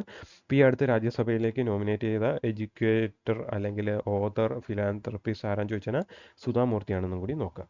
സോ നാഷണൽ ആർക്കൈവ്സിൻ്റെ 134ാമത്തെ വർഷമാണ് ഈ 2024 ആചരിച്ച് നോക്കുക. അതുപോലെ തന്നെ അരുണാചൽ പ്രദേശിൻ്റെ 26ാമത്തെ ജില്ലയാണ് കെയ്പനൂർ, 27ാമത്തെ ജില്ലയാണ് ബൈച്ചോം. ഇന്ത്യയും നേപ്പാളും തമ്മിലുള്ള UPI ട്രാൻസാക്ഷന് വേണ്ടി ആരൊക്കെ തമ്മിലാണെന്ന് ചോദിച്ചാൽ NPCIയും ഫോൺപേയും. അതേപോലെ ആർട്ടിഫിഷ്യൽ ML ഹബ്ബ് എവിടെ വരുന്നത് ചോദിച്ചാൽ ഹൈദരാബാദാണ്. DSTയും ടി ഹബ്ബും കൂടി ചേർന്നിട്ടാണ് നോക്കുക. അതുപോലെ തന്നെ NHPCയും PCയുടെ CMD ആരാന്ന് ചോദിച്ചാൽ രാജേന്ദ്ര പ്രസാദ് ഗോയലാണ് നോക്കുക. മീസിൽസ് ആൻഡ് റൂബെല്ല അവാർഡ് ഇത് ഇമ്പോർട്ടൻ്റ് ആണ്. നേടിയത് ഇന്ത്യയാണ്. ഹെൽത്ത് ആൻഡ് ഫാമിലി മിനിസ്ട്രി ഒക്കെയാണ് കൂടി നോക്കുക. രാജ്യസഭയിലേക്ക് നോമിനേറ്റ് ചെയ്ത എഡ്യൂക്കേഷൻ അല്ലെങ്കിൽ ഓതർ അല്ലെങ്കിൽ ഫിലാന്ത്രോപ്പിസ്റ്റ് ആരാന്ന് ചോദിച്ചാൽ സുധാമൂർത്തിയാണെന്ന് കൂടി നോക്കുക. അടുത്താണ് ഒരു ചോദ്യമാണ്, Maldives signed agreement with which country for the acquiring non lethal equipments. Non lethal equipments acquire ചെയ്യാൻ വേണ്ടിയിട്ട് മാൽദീവ്സ് ഏത് രാജ്യമായിട്ടാണ് അഗ്രിമെൻറ്റ് ചെയ്തതാണ് അല്ലെങ്കിൽ സൈൻ ചെയ്തതാണ്? Option A India, option B China, option C US, option D Singapore. Correct answer എന്ന് പറയുന്നത് option B ചൈനയാണ്. ചൈനയായിട്ടാണ് Maldives agreement ഒപ്പിട്ട് നോൺ ലീത്തൽ വെപ്പൺസ് അക്വയർ ചെയ്യാൻ വേണ്ടിയിട്ട്. ഈ നോൺ ലേത്തൽ വെപ്പൺസ് എന്താണെന്ന് ചോദിച്ചാൽ ഈ ടിയർ ഗ്യാസ്, പെപ്പർ സ്പ്രേ പോലുള്ള ഐറ്റംസ്. ഓക്കെ, ടിയർ ഗ്യാസ് അതുപോലെ തന്നെ പെപ്പർ സ്പ്രേ പോലുള്ള ഐറ്റംസാണ് നോൺ ലേത്തൽ വെപ്പൺസ് എന്ന് പറയുക. അപ്പോൾ ഇത് മാൽദീവ്സ് അക്വയർ ചെയ്യുന്നത് ഏത് രാജ്യത്ത് നിന്നാണെന്ന് ചോദിച്ചാൽ ചൈനയിൽ നിന്നുമാണെന്ന് നോക്കാം. ഇപ്പോൾ നമുക്കറിയാം മാൽദീവ്സും ചൈനയും തമ്മിൽ അടുക്കുക അങ്ങനെയുള്ള ഒരു ഏർപ്പാടൊക്കെ ഇവിടെ ഇപ്പോൾ ഉണ്ടായിട്ടുണ്ട്. അപ്പോൾ സോ അതിൻ്റെ ഭാഗമായിട്ടും കൂടിയാണ് ഇവർ ഇതൊക്കെ അക്വയർ ചെയ്യുന്നതും കൂടി നോക്കുക. അടുത്താണ് 700 ടെസ്റ്റ് വിക്കറ്റിൽ ഇടം നേടിയ ഇംഗ്ലണ്ടുകാരെ ആരാന്ന് ചോദിച്ചാൽ ജെയിംസ് ആൻഡർസൺ ആണെന്ന് നോക്കുക. സോ 700 വിക്കറ്റ് ടെസ്റ്റിൽ 700 വിക്കറ്റ് കിടന്ന ഇംഗ്ലണ്ടുകാരൻ ആരാന്ന് ചോദിച്ചാൽ ജെയിംസ് ആൻഡർസൺ ആണെന്ന് നോക്കുക. അടുത്താണ് 5ാമത്തെ ONGC പാരാ ഗെയിംസ് എവിടെ വെച്ചാൽ നടക്കുന്നത് വെച്ചാൽ ത്യാഗരാജ സ്റ്റേഡിയം ന്യൂഡൽഹിയാണെന്ന് നോക്കുക. സോ 5ാമത്തെ ONGC പാരാ ഗെയിംസ് എവിടെ വെച്ചാണെന്ന് നോക്കിയാൽ ന്യൂഡൽഹിയിലെ ത്യാഗരാജ സ്റ്റേഡിയത്തെ ആണെന്ന് നോക്കുക. അടുത്താണ് ഒരു പുസ്തകമാണ് the conspiracy to oust me from the presidency. പിന്നെ പ്രസിഡന്റ് സ്ഥാനത്ത് നിന്നും പുറത്താക്കാൻ വേണ്ടിയിട്ടുള്ള ഗൂഢാലോചന to oust me from the presidency എന്ന് പറഞ്ഞ പുസ്തകം എഴുതിയ ആരെന്ന് ചോദിച്ചാൽ ഗോഡ്ബെ രജപക്ഷയാണെന്ന് നോക്കാം. ഗോഡ്ബെ രജപക്ഷേൻ്റെ പുസ്തകമാണ് the conspiracy to oust me from the conspiracy എന്ന പുസ്തകം. ഓർത്തിരിക്കുക. ആരെന്ന് ചോദിച്ചാൽ ഗോഡ്ബെ രജപക്ഷയാണെന്ന് നോക്കാം. അടുത്താണ് സിക്കിമിലെ ആദ്യത്തെ റെയിൽവേ സ്റ്റേഷൻ ഏതാണെന്ന് ചോദിച്ചു കഴിഞ്ഞാൽ റാങ്പോ ആണെന്ന് നോക്കാം. ഇതുവരെ സിക്കിമിന് ഇല്ലായിരുന്നു. അപ്പോൾ ഇപ്പോൾ സിക്കിമിന് ഒരു ആദ്യത്തെ റെയിൽവേ സ്റ്റേഷൻ വന്നിട്ടുണ്ട്. ഏതാണെന്ന് ചോദിച്ചാൽ റാങ്പോ ആണെന്ന് നോക്കുക. ഇമ്പോർട്ടൻ്റ് ആണ്, ചോദിക്കാൻ സാധ്യതയുണ്ട് റാങ്പോ. അടുത്താണ് ഈ ചീറ്റയായിട്ട് ബന്ധപ്പെട്ട് കുറച്ച് കാര്യങ്ങൾ. ഈ സൗത്ത് ആഫ്രിക്കയിൽ നിന്ന് ഒരു ചീറ്റയെ കൊണ്ടുവന്ന ഗാമിനി, അതിൻ്റെ പേരാണ് ഗാമിനി. ഓക്കെ, അതുപോലെ തന്നെ നമീബിയയിൽ നിന്ന് കൊണ്ടുവന്ന ചീറ്റയാണ് ജ്വാല ആശ. ഓക്കെ, സോ സൗത്ത് ആഫ്രിക്കയിൽ നിന്ന് കൊണ്ടുവന്ന ഈ ചീറ്റേൻ്റെ പേരാണ് പുള്ളിപ്പുലി അല്ലേ? ചീറ്റ എന്ന് പറയാം പുള്ളിപ്പുലി എന്ന് തോന്നുന്നു. അപ്പോൾ ഈ ചീറ്റ സൗത്ത് ആഫ്രിക്കയിൽ നിന്ന് കൊണ്ടുവന്ന ചീറ്റേൻ്റെ പേരാണ് ഗാമിനി. അതുപോലെ തന്നെ നമീബിയയിൽ നിന്ന് കൊണ്ടുവന്നതാണ് ആശ ജ്വാല. അതുപോലെ തന്നെ ഒരെണ്ണം കൂടി തന്നെ കൊണ്ടുവന്നിട്ടുണ്ട്, അതിൻ്റെ പേരാണ് ശൗര്യ. അത് പക്ഷേ മരിച്ചു കേട്ടോ ഈ അടുത്ത്. സോ സൗത്ത് ആഫ്രിക്കയിൽ നിന്ന് കൊണ്ടുവന്നതാണ് ഗാമിനി. അതുപോലെ തന്നെ ജ്വാലയും ആശയും എവിടെ നിന്നാന്ന് ചോദിച്ചാൽ നമീബിയാണ്. അതേപോലെ ഒരെണ്ണം കൂടി വന്നിട്ടുണ്ടായിരുന്നു, അത് ശൗര്യാണ്. അത് മരിച്ചു എന്നും കൂടി നോക്കാം. അടുത്താണ് സീ ഡിഫൻഡേഴ്സ് എക്സസൈസ്. അത് ആരൊക്കെ തമ്മിലാന്ന് ചോദിച്ചാൽ ഇന്ത്യയും US ആണ് നോക്കാം. ഇതൊരു കോസ്റ്റ് ഗാർഡ് എക്സസൈസ് ആണ് നോക്കാം. സോ സീ എന്ന് പറയുന്നത് നമുക്കറിയാലോ, ഒന്നില്ലെങ്കിൽ അത് നേവിയോ അല്ലെങ്കിൽ കോസ്റ്റ് ഗാർഡോ ആയിരിക്കും. ഇതെന്തായാലും കോസ്റ്റ് ഗാർഡാണെന്ന് ആലോചിച്ചിരിക്കാം. സോ പിന്നെ മാത്രമല്ല ഡിഫൻഡേഴ്സ് ഈ അതിർത്തി അധികം സംരക്ഷിച്ച കോസ്റ്റ് ഗാർഡ് തന്നെ ഇരിക്കുള്ളൂ. അപ്പോൾ അങ്ങനെയെങ്കിലും ഓർത്തിരിക്കുക. സോ ഡിഫൻഡർ എക്സസൈസ് ഇന്ത്യയും യു എസും അവരുടെ കോസ്റ്റ് ഗാർഡ് എക്സസൈസ് ആണെന്നും കൂടി നോക്കുക. അടുത്ത ഒരു ചോദ്യമാണ്, where was the first all women maritime surveillance mission held? അതായത് ആദ്യത്തെ വനിതകൾ മാത്രമുള്ള ഒരു മാരിടൈം സർവൈലൻസ് മിഷൻ നടന്നത് എവിടെയാണെന്നാണ് ചോദ്യം. Option A Lakshadweep, option B Andaman, option C Puducherry, option D Ladakh. Correct answer എന്ന് പറയുന്നത് ഓപ്ഷൻ ബി അണ്ടമാൻ ആൻഡ് നിക്കോബാറിലാണ് ആദ്യത്തെ all time women surveillance mission നടന്നതെന്ന് നോക്കാം. അടുത്താണ് India's real GDP growth by UBS. UBS ഇന്ത്യയുടെ GDP ഗ്രോത്ത് ആയിട്ട് പ്രഡിക്റ്റ് ചെയ്തിട്ടുണ്ട്. അത് എത്രയാണ് നമുക്ക് നോക്കാം. 2025 7% ഇവർ പ്രഡിക്റ്റ് ചെയ്തിരിക്കുന്നത്. 26 ആകുമ്പോഴത്തേക്കും 6.8 ആയിട്ട് കുറയുമെന്നാണ് പറയുന്നത്. സോ UBS ഇന്ത്യയുടെ GDP ഗ്രോത്ത് റേറ്റ് എത്ര പ്രഡിക്റ്റ് ചെയ്യുമെന്ന് ചോദിച്ചാൽ 7% 2025. അതായത് ഇപ്പോൾ ഇത് 2024 സോ അടുത്ത കൊല്ലം അത് 7%, അതിൻ്റെ അപ്പുറത്തെ കൊല്ലം 6.8% ആവുമെന്നും കൂടി ഓർത്തിരിക്കുക. അടുത്ത നമുക്ക് ഒരു കാര്യം പറയാനുണ്ട്. വേറെ ഒന്നുമില്ല, നമ്മുടെ ചാനലിൽ ഈ അവാർഡ്സുമായിട്ട് ബന്ധപ്പെട്ടുള്ള കുറച്ച് വീഡിയോസ് നമ്മൾ ചെയ്തിട്ടുണ്ട്. അതായത് ഇമ്പോർട്ടൻ്റ് ആണ്, എല്ലാ എക്സാമുകൾക്കും ചോദിക്കാൻ സാധ്യതയുള്ളതാണ്. ഒന്ന് ഭാരത് രത്നയുമായിട്ട് ബന്ധപ്പെട്ടാണ്. 1954 മുതൽ 2024 ഇപ്പം വരെ ലേറ്റസ്റ്റ് വരെയുള്ള വീഡിയോ ആണ് നമ്മൾ ചെയ്തത്. ഭാരത് രത്ന അത് പ്രധാനപ്പെട്ട അത് ആരൊക്കെ നേടിയിട്ടുണ്ട്, പ്രധാനപ്പെട്ടത് മാത്രമേ നമ്മൾ നോക്കുന്നുള്ളൂ. പ്ലസ് MCQസും നമ്മളത് ചെയ്തിട്ടുണ്ട്. കാണാത്തവരുണ്ട് കാണുക. അതുപോലെ തന്നെയാണ് ഈ അടുത്ത് വന്നതാണ് 81ാമത്തെ ഗോൾഡൻ ഗ്ലോബ് അവാർഡ്. അതിനെപ്പറ്റി നമ്മൾ വീഡിയോ ചെയ്തിട്ടുണ്ട്. കാണാത്തവരുണ്ടെങ്കിൽ കാണുക. നമ്മളതിൽ ഫുൾ ട്രിക്കും കാര്യങ്ങളൊക്കെ പറഞ്ഞിട്ടുണ്ട്, എങ്ങനെ നോക്കണമെന്നും കാര്യങ്ങളൊക്കെ. അതുപോലെ തന്നെയാണ് ഈ ഫോർമുല 1 കാർ റേസ് പറഞ്ഞിരുന്നു ആദ്യം. ഈ ഫോർമുല 1 കാർ റേസ് എന്താണ്, അതുമായിട്ട് ബന്ധപ്പെട്ടുള്ള കാര്യങ്ങളൊക്കെ നമ്മൾ ചെയ്തിട്ടുണ്ട്. കഴിഞ്ഞ 2 കൊല്ലത്തെ എങ്ങനെ ഓർത്തിരിക്കാം എന്നുള്ളത് വരെ നമ്മളിത് പറഞ്ഞിട്ടുണ്ട്. ഈ ഏരിയയിൽ നിന്ന് തീർച്ചയായിട്ടും എല്ലാ എക്സാമുകൾക്കും ഒരു ചോദ്യമെങ്കിലും ചോദിക്കും. ഇത് 3 ഓരോ ചോദ്യമായിട്ടും വരാം. ഓക്കെ, ഈ റെയിൽവേ പോലുള്ള എക്സാമുകൾക്ക് ഇത് 3 ഓരോ ചോദ്യം വെച്ചിട്ട് വരാം. അപ്പോൾ നിങ്ങൾക്ക് ഇതിൽ നിന്ന് തന്നെ ഒരു 3 മാർക്ക് ഈസി ആയിട്ട് നേടാം. മാത്രമല്ല ഈ 8-ാം തീയതിയിലത്തെ മാർച്ച് 8-ത്തെ കറണ്ട് അഫയേഴ്സ്, 7-ാം തീയതിയിലത്തെ, 6-ാം തീയതിയിലത്തെ 5 അങ്ങനെ നമ്മൾ ഓരോ ദിവസത്തെ നമ്മൾ ചെയ്തിട്ടുണ്ട്. കാണാത്തവരുണ്ട് കാണാം. ഇന്ന് നമ്മൾ ചെയ്യുന്നതും 9 മുതൽ 12 വരെയുള്ള കേട്ടോ, 4 ദിവസത്തെ ചാർട്ടാണ് നമ്മൾ പറയുന്നത്. അപ്പോൾ ഇതിന് മുമ്പുള്ളത് കാണാത്തതുണ്ടെങ്കിൽ കാണാം.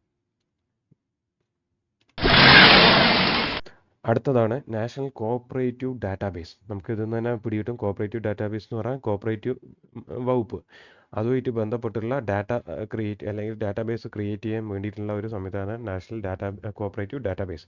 ഇത് ക്രിയേറ്റ് ചെയ്യുന്ന ആരാന്ന് ചോദിച്ചാൽ മിനിസ്ട്രി ഓഫ് കോഓപ്പറേഷൻ ഡിപ്പാർട്ട്മെൻ്റ് ആണ്. അതിൻ്റെ ഹെഡ് എല്ലാവർക്കും അറിയാം, അമിത് ഷാജി ആണെന്നും കൂടി നോക്കുക. ഇപ്പോൾ കറൻ്റ് 8 ലക്ഷം രജിസ്റ്റേർഡ് യൂസേഴ്സ് അതിലുള്ളത്. ഓക്കെ, ഇതിൻ്റെ ആനുകൂല്യം ലഭിക്കുന്നതോ 30 കോടി ആൾക്കാരാണെന്നും കൂടി നോക്കാം. So national cooperative database create ചെയ്യുന്നത് ഏത് വകുപ്പാന്ന് ചോദിച്ചാൽ കോഓപ്പറേഷൻ മിനിസ്ട്രിയാണ്. അതിൻ്റെ ഹെഡ് ആരാന്ന് ചോദിച്ചു കഴിഞ്ഞാൽ അമിത് ഷാ ആണെന്നും കൂടി നോക്കാം. 8 കോടി രജിസ്റ്റേർഡ് ആൾക്കാർ ഈ ഡാറ്റയിലുണ്ട്. അതുപോലെ തന്നെ 30 കോടി ആൾക്കാർ 8 ലക്ഷം ആൾക്കാരാണ് ഇതിൽ രജിസ്റ്റർ ചെയ്തിട്ടുണ്ട്. പിന്നെ 30 കോടി ആൾക്കാർ ഇതിൻ്റെ ഉപയോഗം പറ്റുന്നുണ്ടെന്നും കൂടി നോക്കാം. അടുത്തൊരു സ്കീമാണ് RODTEP. അടുത്തൊരു സ്കീമാണ് RODTEP. എന്താണ് ഈ RODTEP? സോ ഈ ഫുൾ ഫോം എങ്കിലും നമ്മൾ കാണാപാഠം പഠിക്കണം. ചിലപ്പം ചോദിക്കാൻ സാധ്യതയുണ്ട്. ഇതിൻ്റെ ഷോർട്ട് ഫോം വന്നിട്ട് ഇതിൻ്റെ ഫുൾ ഫോം എന്താണ്? അതിൻ്റെ ഫുൾ ഫോമാണ് remission of duties and taxes. So remission of duties and taxes on exported products. Import അല്ല, exported. So remission of duty and taxes on the exported products എന്നാണ് ഈ RODTEP സ്കീമിൻ്റെ full form. So അതിൻ്റെ അർത്ഥം എന്താ? Export, അതായത് കയറ്റുമതി ചെയ്യുന്ന സാധനങ്ങളുടെ മേലുള്ള തീരുവ അല്ലെങ്കിൽ നികുതി എന്താ വെച്ചാൽ അത് ഒഴിവാക്കുക. അതിന് വേണ്ടിയിട്ടാണ് ഈ RODTEP ഈ സ്കീം കൊണ്ടുവന്നിരിക്കുന്നത്. ഇത് ആർക്കൊക്കെയാണ് ബെനിഫിറ്റ് എന്ന് ചോദിച്ചാൽ ഈ SEZ, അതായത് സ്പെഷ്യൽ എക്കണോമിക് സോണിലുള്ള, അതുപോലെ തന്നെ എക്സ്പോർട്ട് ഓറിയൻറ്റഡ് യൂണിറ്റ്സ് പോലുള്ള, അതുപോലെ തന്നെ അഡ്വാൻസ് ഓതറൈസേഷൻ ഹോൾഡേഴ്സ് ആയിട്ടുള്ള ഈ കമ്പനികൾക്ക് മാത്രമാണ് ഈ ആനുകൂല്യം കൊടുക്കുന്നതെന്ന് നോക്കാം. ഏത് ഈ കയറ്റുമതി ചെയ്യുമ്പോൾ ഉള്ള ഡ്യൂട്ടീസ് എന്നുള്ള എക്സംഷൻ കൊടുക്കുന്നത് ആർക്കൊക്കെയാണെന്ന് ചോദിച്ചാൽ SEZ, EOU export oriented unit advance authorisation സ്കീമുള്ള കമ്പനികൾക്ക് മാത്രമാണെന്ന് നോക്കുക.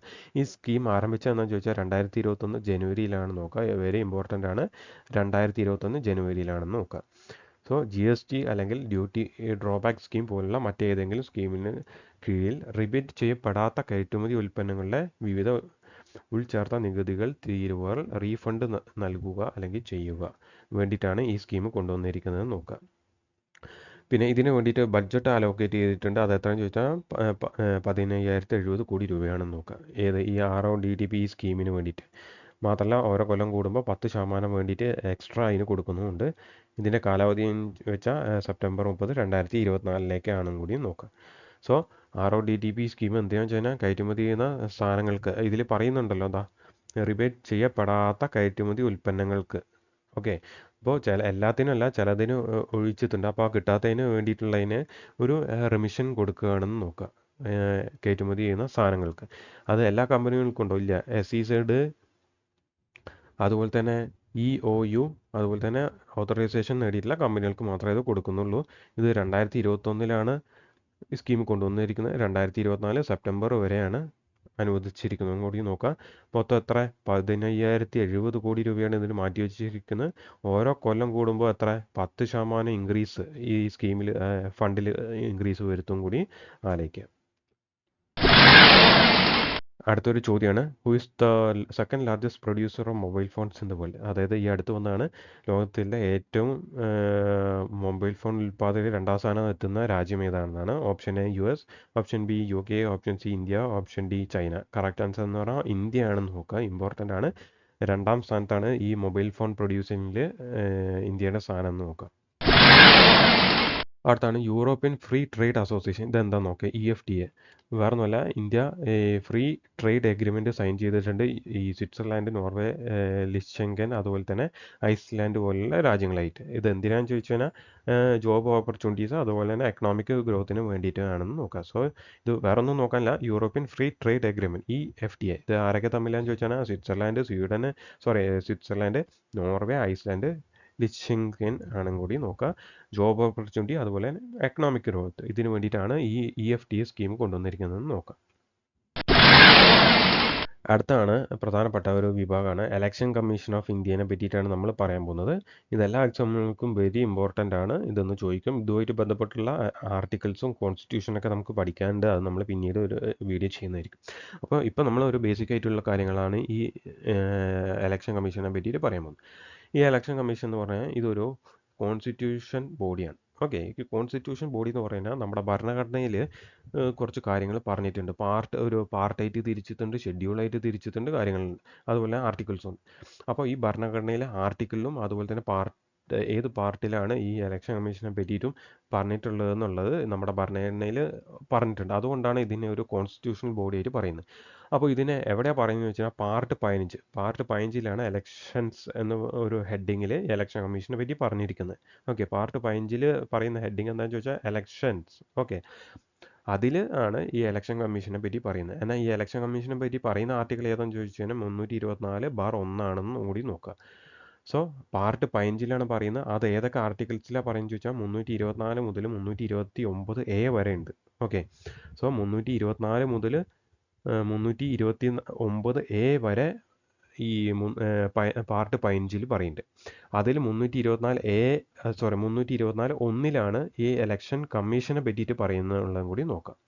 ഇനി ഈ ഇലക്ഷൻ കമ്മീഷൻ എന്ന് എസ്റ്റാബ്ലിഷ് ചെയ്തതെന്ന് ചോദിച്ചാൽ ജനുവരി 25, 1950. ഇത് വെരി ഇമ്പോർട്ടൻ്റ് ആണ്. കാരണം വില്ലേജ് ഫീൽഡ് അസിസ്റ്റൻറ്റ് 2017 നടന്ന എക്സാമിൽ വരെ ഇത് ചോദിച്ചിട്ടുണ്ട്.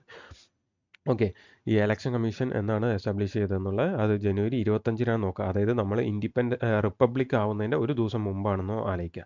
ജനുവരി 25, 1950 ആണ് ഈ election commission of India establish ആവുന്നത് നോക്കുക. അതിൻ്റെ ആസ്ഥാനം എപ്പോഴും എല്ലാവർക്കും അറിയാം, ന്യൂഡൽഹിയാണ്. അതിൻ്റെ ആസ്ഥാനത്തിൻ്റെ പേരാണ് നിർവചൻ സദൻ.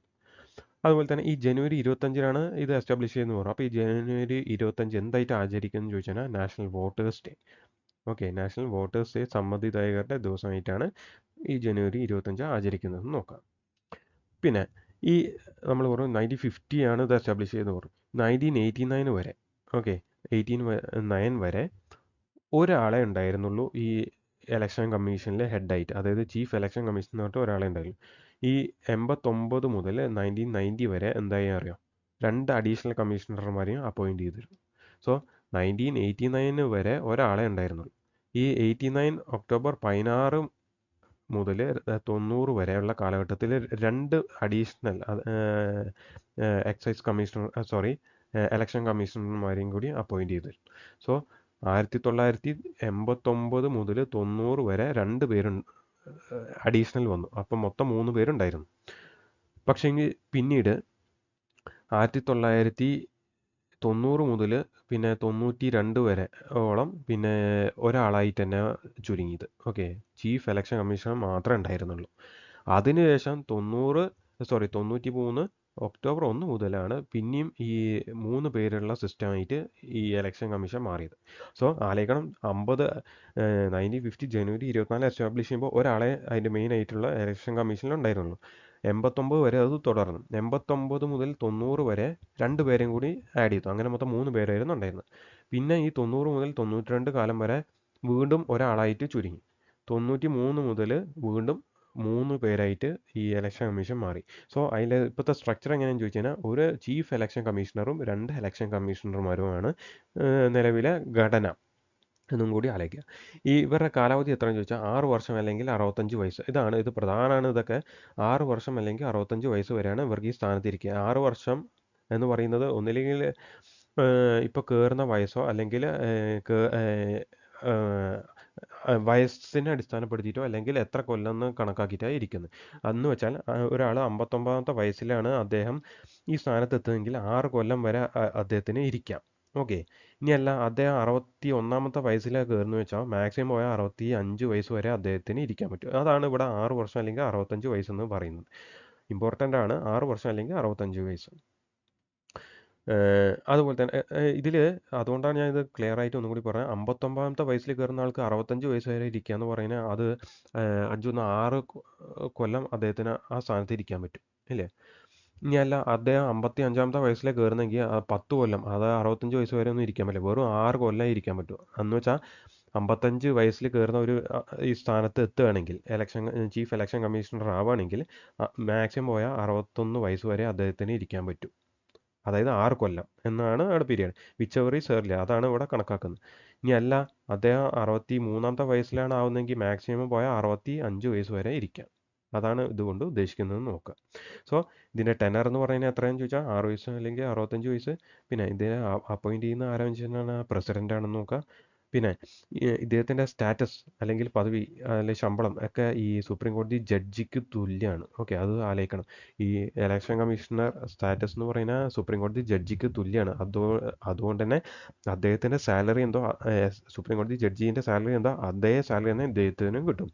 അതുകൊണ്ട് തന്നെ ഈ ചീഫ് ഇലക്ഷൻ കമ്മീഷണറെ പെട്ടെന്ന് ഇങ്ങനെ നീക്കാൻ പറ്റില്ല. സുപ്രീം കോടതി ജഡ്ജിനെ നീക്കുന്ന അതേപോലെ തന്നെയാണ് ഈ ചീഫ് ഇലക്ഷൻ കമ്മീഷണറെ നീക്കാൻ പറ്റുള്ളൂ. അതായത് ഇംപീച്ച്മെൻറ്റ് വഴിയൊക്കെ മാറ്റാൻ പറ്റുള്ളൂ എന്നർത്ഥം. ഇത് ചീഫ് ഇലക്ഷൻ കമ്മീഷണറിൻ്റെ കാര്യത്തിലാണ് പറയുന്നത്. നേരെ മറിച്ച് ഇലക്ഷൻ കമ്മീഷണറെ മാറ്റാൻ ഈ ചീഫ് ഇലക്ഷൻ കമ്മീഷണർ പ്രസിഡൻ്റായിട്ട് കൂടിയാലോചിച്ച് അദ്ദേഹത്തിൻ്റെ റെക്കമെൻഡേഷനിൽ ഈ ഇലക്ഷൻ കമ്മീഷണേഴ്സിനെ മാറ്റാം. അതാണ് അതിൻ്റെ പ്രത്യേകത. ചീഫ് ഇലക്ഷൻ കമ്മീഷണറെ മാറ്റാൻ ഇംപീച്ച്മെൻറ്റ് വഴി മാത്രമേ പറ്റൂ. എന്നാൽ ഇലക്ഷൻ കമ്മീഷണേഴ്സ് ആയിട്ടുള്ള ഈ 2 പേരെ മാറ്റണമെങ്കിൽ ഈ ചീഫ് ഇലക്ഷൻ കമ്മീഷണർ പ്രസിഡൻറ്റിനോട് പറഞ്ഞാൽ അദ്ദേഹത്തിന് നീക്കാം. അതിനൊരു തടസ്സമില്ല. ഇപ്പോഴത്തെ നമുക്കറിയാം, ഇപ്പോൾ അടുത്ത് നമ്മൾ കേട്ട് കാണും, അതായത് 2 ഇലക്ഷൻ കമ്മീഷണർമാർ നമ്മൾ പറഞ്ഞല്ലോ, ഒരു ചീഫ് ഇലക്ഷൻ കമ്മീഷണറും ഉണ്ട്, 2 ഇലക്ഷൻ കമ്മീഷണറും ഉണ്ട് എന്ന് പറഞ്ഞിരുന്നു. അതിൽ 2 ഇലക്ഷൻ കമ്മീഷണർ ഒരാൾ രാജിവെച്ചിരുന്നു ഇപ്പോൾ ഈ അടുത്ത്, അതാണ് അരുൺ ഗോയൽ. അദ്ദേഹം റിസൈൻ ചെയ്തു. അതുപോലെ തന്നെ വേറെ ഒരാളായിരുന്നു അനൂപ് ചന്ദ്ര, അദ്ദേഹം റിട്ടയർ ചെയ്തു പോവുകയും ചെയ്തിരുന്നു. സോ 2 പേരുണ്ടായിരുന്ന അനൂപ് ചന്ദ്ര റിട്ടയർ ചെയ്തു. അതുപോലെ തന്നെ അരുൺ ഗോയൽ ഇപ്പോൾ ഈ അടുത്ത് റിസൈൻ ചെയ്തിരുന്നു. ഇവർക്ക് പകരമായിട്ട് പുതിയ 2 പേര് ഇലക്ഷൻ കമ്മീഷണറായിട്ട് വന്നിട്ടുണ്ട്. അതാണ് ഒന്ന് ജ്ഞാനേഷ് കുമാർ, 2 സുഖ്ബീർ സിംഗ് സന്ധു. ഇമ്പോർട്ടൻ്റ് ആണ്, ഓർത്തിരിക്കുക. ആരൊക്കെയാണെന്ന് ചോദിച്ചാൽ ഒന്ന് സുഖ്ബീർ സിംഗ് സന്ധു, അതുപോലെ തന്നെ ജ്ഞാനേഷ് കുമാറാണ് ഇപ്പോഴത്തെ പുതിയ ഇലക്ഷൻ കമ്മീഷണേഴ്സ് എന്നൊന്ന് നോക്കുക. അതുപോലെ തന്നെ മുഖ്യ ഇലക്ഷൻ കമ്മീഷണർ അല്ലെങ്കിൽ chief election commissioners election commissioner ആരാന്ന് ചോദിച്ചാൽ രാജീവ് കുമാർ ആണെന്ന് കൂടി നോക്കുക. സോ ഇതിലിപ്പോൾ പ്രധാനപ്പെട്ട നമുക്ക് നോക്കാനുള്ളത് വെച്ച് കഴിഞ്ഞാൽ 2 ഇലക്ഷൻ കമ്മീഷണറും ഉണ്ട്, ഒരു ഇലക്ഷൻ കമ്മീഷണറും ഉണ്ട് എന്ന് നോക്കുക. മുഖ്യ ഇലക്ഷൻ കമ്മീഷണർ ആരാന്ന് ചോദിച്ചാൽ രാജീവ് കുമാറാണ്, ഓർത്തിരിക്കുക, ഇമ്പോർട്ടൻ്റ് ആണ്. രാജീവ് കുമാറാണ് ഇപ്പോഴത്തെ chief election commissioner. Election commissioners ആരാന്ന് ചോദിച്ചാൽ ഗാനേഷ് കുമാറും അതുപോലെ തന്നെ സുഖ്ബീർ സന്ധുവാണും കൂടി നോക്കാം. പിന്നെ ഈ 2024 ഈ ജനുവരി 25 വോട്ടേഴ്സ് ഡേ നമ്മൾ പറഞ്ഞു. അതിൻ്റെ തീം എന്താണെന്ന് ചോദിച്ചാൽ nothing like voting I vote for sure ആണെന്ന് കൂടി നോക്കാം. Nothing like voting I vote for sure. ഈ ചിത്രത്തിൽ കാണുന്ന അദ്ദേഹമാണ് രാജീവ് കുമാർ, ഇപ്പോഴത്തെ ചീഫ് ഇലക്ഷൻ കമ്മീഷണർ ആണെന്ന് കൂടി നോക്കാം. പിന്നെ ഈ ചീഫ് ഇലക്ഷൻ കമ്മീഷണർ ഈ ഇലക്ഷൻ കമ്മീഷനുമായി ബന്ധപ്പെട്ട് 2 കേസ് ഉണ്ടായിരുന്നു. അത് വേറൊന്നുമല്ല, ഒന്ന് SS Dhanoa versus union of India 1991 എന്ന് പറഞ്ഞിട്ടുള്ള കേസാണ്. SS Dhanoa versus union of India 1991.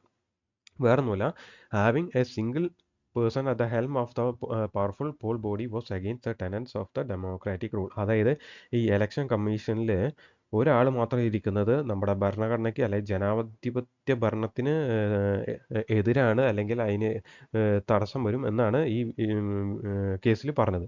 ശക്തമായ തെരഞ്ഞെടുപ്പ് ബോഡിയുടെ അമരത്ത് ഒരാൾ മാത്രമുള്ളത് ജനാധിപത്യ ഭരണത്തിൻ്റെ തത്വങ്ങൾക്കെതിരാണ് എന്നാണ് ഈ കേസിൽ പറഞ്ഞത്. SS Dhanoa versus union of India case 1991. So കോടതി പറഞ്ഞത് എന്താ, ഈ കേസിൽ പറഞ്ഞത് ഒരാൾ മാത്രം ഇരിക്കുന്നത് ശരിയല്ല എന്നാണ് ഈ SS ധനോവ കേസ് പറഞ്ഞത്. പിന്നെ ഒരു കേസാണ് TN ശേഷൻ കേസ്. അത് 1995 Election Commission can therefore be a single body or multi-member body if the president decide to appoint any one or a person. അതായത് TN ശേഷൻ്റെ കേസ് 1995 പറയാണ്, ഒന്നില്ലെങ്കിൽ ഒരു ഇലക്ഷൻ കമ്മീഷന് സിംഗിൾ ബോഡി ആവാം അല്ലെങ്കിൽ മൾട്ടി ബോഡി ആവാം. അത് പ്രസിഡന്റിന്റെ തീരുമാനം അനുസരിച്ച് ഹീ ക്യാൻ ഡിസൈഡ്. പ്രസിഡന്റ് തീരുമാനിക്കുക 1 2 ഇലക്ഷൻ കമ്മീഷണർ വേണോ വേണ്ടയോ എന്നുള്ളത് എന്നാണ് TN ശേഷൻ കേസ്. സോ 2 കേസാണ്, ഒന്ന് SS ധനോവ കേസ്, പിന്നെ ഒന്ന് TN ശേഷൻ കേസാണെന്ന് കൂടി നോക്കാം. ഈ ഇതിൽ പറഞ്ഞതൊക്കെ ഇമ്പോർട്ടൻ്റ് ആണ്. നിങ്ങൾക്ക് ഒരു ചോദ്യമായിട്ട് വരാൻ 100% ചാൻസ് ഉള്ള ഒരു മേഖലയാണ് ഇലക്ഷൻ കമ്മീഷൻ എന്നുള്ള മേഖല. ഇതിൻ്റെ കൂടുതൽ ഡീറ്റെയിൽ നമ്മൾ പിന്നീട് ചെയ്യുക. ഈ കോൺസ്റ്റിറ്റ്യൂഷൻ അതായത് ഇന്ത്യൻ കോൺസ്റ്റിറ്റ്യൂഷൻ അല്ലെങ്കിൽ ഇന്ത്യൻ പോളിറ്റി എന്ന് പറയുന്ന വിഭാഗത്തിൽ നമ്മൾ പ്രത്യേകിച്ച് ഇത് എടുത്തു പഠിക്കുന്നതായിരിക്കും.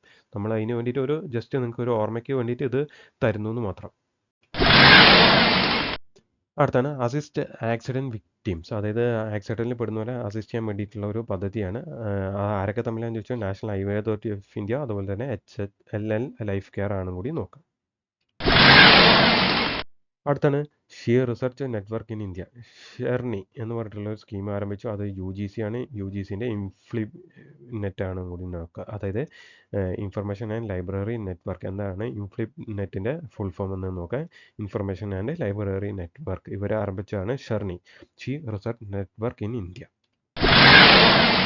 അടുത്തൊരു ചോദ്യമാണ്, who is the Pakistan's first Sikh minister in Punjab. ഈ പാകിസ്ഥാനിൽ ഇപ്പോൾ ഈ അടുത്തൊരു ഇലക്ഷനൊക്കെ നടത്തും നമുക്കറിയാം. സോ അവിടുത്തെ ആദ്യത്തെ പഞ്ചാബിലത്തെ സിഖ് മന്ത്രി ആരാണെന്നാണ് ചോദ്യം. USA ഇത് തെറ്റാണ്, അത് നോക്കണ്ട. Who is the first Pakistan first Sikh minister in Punjab. Option A Sardar Ramesh Singh Arora, option B Sardar Baldev Singh, option C Sardar Thakur Singh, option D Sardar Ramesh Poonia. Correct answer എന്ന് പറഞ്ഞാൽ ഓപ്ഷൻ എ ആണ് കേട്ടോ.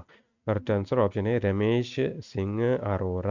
രമേശ് സിംഗ് അറോറ, സർദാർ രമേശ് സിംഗ് അറോറയാണ് പഞ്ചാബിലത്തെ ആദ്യത്തെ സിഖ് മിനിസ്റ്റർ എന്നും കൂടി നോക്കാം. പഞ്ചാബിലത്തെ ആണെന്ന് നോക്കട്ടോ.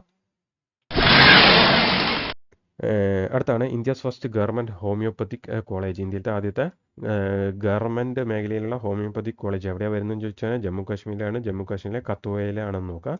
ഇത് ഇനോഗ്രേറ്റ് ചെയ്തത് ജിതേന്ദ്ര സിംഗ് ആണെന്ന് കൂടി നോക്കാം. സോ ഇന്ത്യയിലെ ആദ്യത്തെ കേട്ടോ. സോ ഈ ഇന്ത്യസ് ഫസ്റ്റ് എന്ന് പറയുന്ന എല്ലാ കാര്യങ്ങളും ഓർത്തിരിക്കാൻ ശ്രമിക്കുക.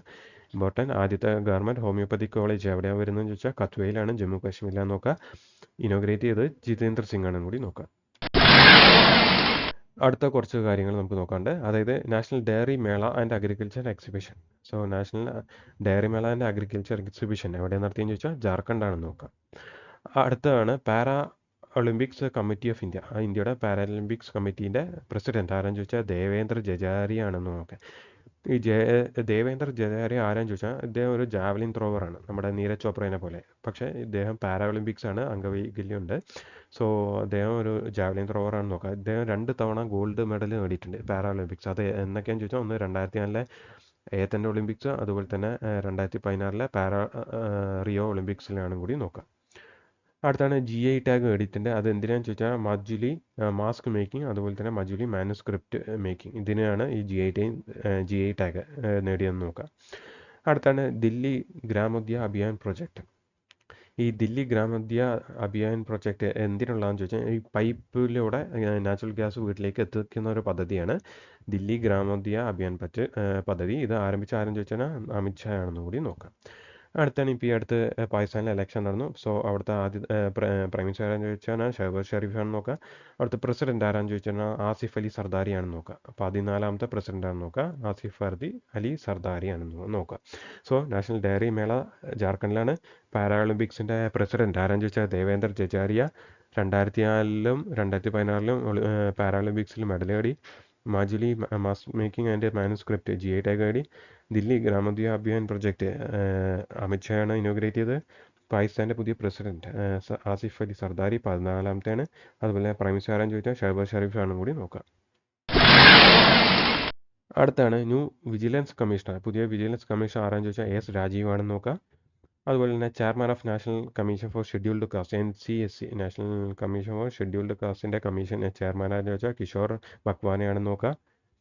അടുത്താണ് 2024 പ്രിസ്കർ ആർക്കിടെക്ചർ പ്രൈസ് നേടിയത് ആരെന്ന് ചോദിച്ചാൽ റിക്കൻ യാമാമോട്ടയാണെന്ന് നോക്കുക. ഇതൊക്കെ പ്രധാനം കേട്ടോ, ഇതൊക്കെ ലേറ്റസ്റ്റ് ആണ്, അതുകൊണ്ട് തന്നെ ഇമ്പോർട്ടൻ്റ് ആണ്, നോക്കി നോക്കാം. റിക്കൻ യാമാമോട്ടയാണ് പ്രിസ്കർ അവാർഡ് നേടിയെന്ന് നോക്കുക. അതുപോലെ തന്നെ ASQൻ്റെ ബെസ്റ്റ് എയർപോർട്ട് അവാർഡ് നേടിയത് ആരെന്ന് ചോദിച്ചാൽ ഏത് താവളമാണെന്ന് ചോദിച്ചാൽ ഡൽഹി എയർപോർട്ടാണെന്ന് നോക്കുക. അതുപോലെ തന്നെ ഹരിയാനയുടെ മനോഹർലാൽ ഖട്ടർ റിസൈൻ ചെയ്തു. അതിൻ്റെ പുതിയ മുഖ്യമന്ത്രി ആരെന്ന് ചോദിച്ചാൽ നയാബ് സിംഗ് സൈനിയാണെന്ന് നോക്കാം. സോ പുതിയ വിജിലൻസ് കമ്മീഷൻ AS രാജീവാണെന്ന് നോക്കാം. National commission for scheduled cast അതിൻ്റെ ചെയർമാനാണെന്ന് ചോദിച്ചാൽ കിഷോർ മക്വാനയാണ്.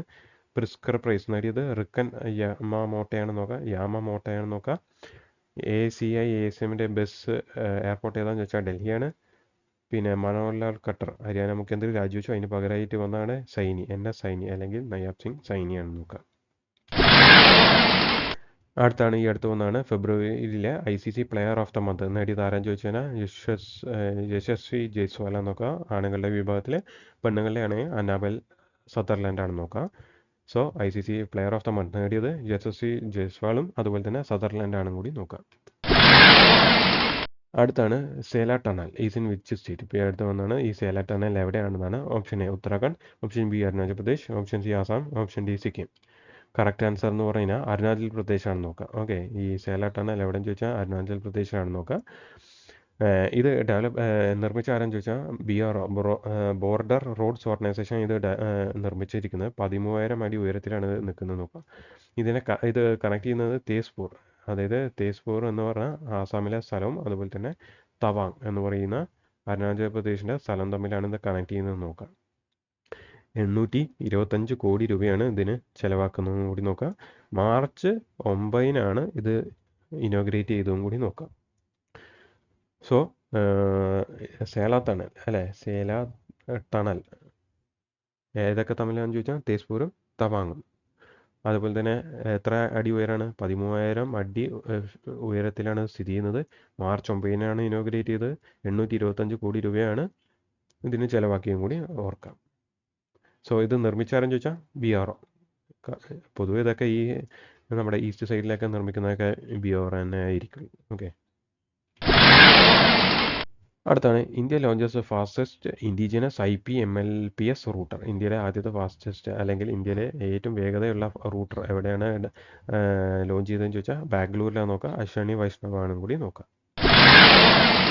അടുത്താണ് ക്യാച്ച് ദ റെയിൻ ക്യാമ്പയിൻ 2024. അത് ഏത് മിനിസ്ട്രിയാണെന്ന് ചോദിച്ചാൽ ജൽശക്തി മിനിസ്ട്രിയാണ്. അതിൻ്റെ തീം എന്താണെന്ന് ചോദിച്ചാൽ നാരീശക്തി സേ ജൽശക്തി, നാരീശക്തിയിൽ നിന്നും ജൽശക്തിയിലേക്ക്. ന്യൂഡൽഹിയിലാണ് ഇത് ഇനോഗ്രേറ്റ് ചെയ്യുന്നത് നോക്കാം. So catch the rain campaign Jal Shakti mission ന്യൂഡൽഹിയിൽ വെച്ചിട്ടാണ്. നാരീശക്തി സേ ജൽശക്തി, ഇതാണ് അതിൻ്റെ തീം. അടുത്താണ് ലോകത്തിലത്തെ world's first 3D printed mosque. ഇതൊക്കെ നമ്മൾ മുമ്പ് പറഞ്ഞാണ്. ലോകത്തിലത്തെ ആദ്യത്തെ 3D പ്രിൻറ്റഡ് മോസ്ക് എവിടെ വരുന്നതെന്ന് ചോദിച്ചാൽ സൗദി അറേബ്യയിലാണ്. അതിലത്തെ അൽ ജവാറ സബർബിലാണ് നോക്കാം, Jeddah. Okay, so worlds first 3D printed mosque എവിടെയാണെന്ന് ചോദിച്ചാൽ സൗദി അറേബ്യയിലാണ്. അൽ ജവാറ സബർബ് ജിദ്ദയിലാണെന്നും കൂടി നോക്കാം. അടുത്താണ് നമസ്തേ സ്കീം എന്ന് പറഞ്ഞിട്ടൊരു സ്കീം ആരംഭിച്ചിട്ടുണ്ട്. ഈ നമസ്തേ സ്കീമിൻ്റെ ഫുൾ ഫോം ആദ്യം അറിഞ്ഞിരിക്കുക, ഇമ്പോർട്ടൻ്റ് ആണ്.